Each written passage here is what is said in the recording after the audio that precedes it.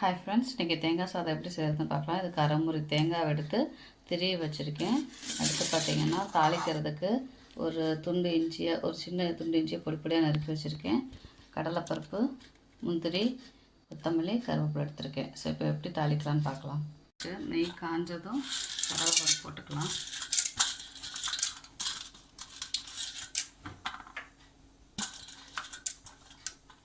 கடலைப்பருப்பு போட்டுட்டு கடுகு உளுந்தம்பருப்பு போட்டுக்கலாம். கடுகு உளுந்தம்பருப்பு பொரியட்டும்.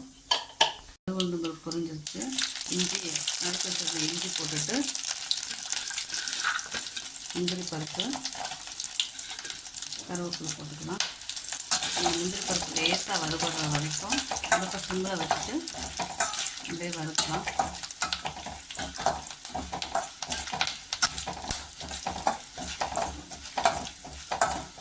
நல்லா தேங்காய் வணங்குற வரைக்கும் நம்ம என்ன பண்ணிக்கலாம், இப்படி வணக்கி விட்டுக்கலாம். கலர் மாறக்கூடாது, லேசாக வணங்கணும்.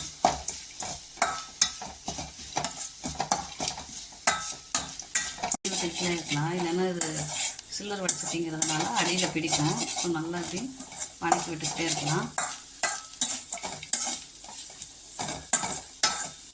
தேங்காயோட பச்சை வாசம் போயிட்டு அது லேசாக வணங்கணும். ரொம்ப வணங்கிட வேண்டாம், லேசாக வணங்கினா போதும்.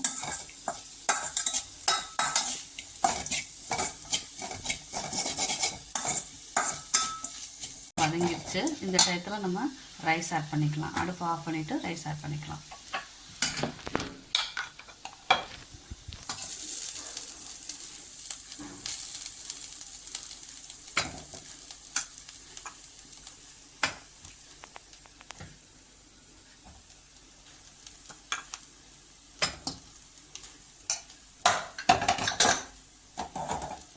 இதுக்கு தேவையான உப்பு போடலாம்.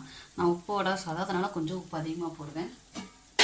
நீங்கள் உங்களுக்கு தேவையான அளவு உப்பு போட்டுக்கோங்க.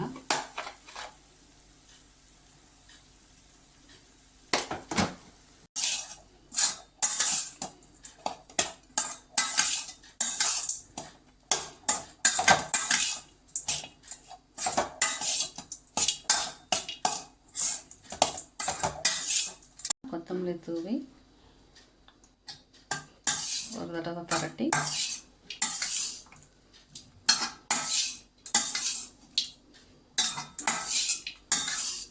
தேங்காய் சாதம் ரெடி. ஒரு 10 மினிட்ஸ் இந்த சூடெல்லாம் குறையவும் நம்ம டிஃபன் பாக்ஸில் பேக் பண்ணிக்கலாம்.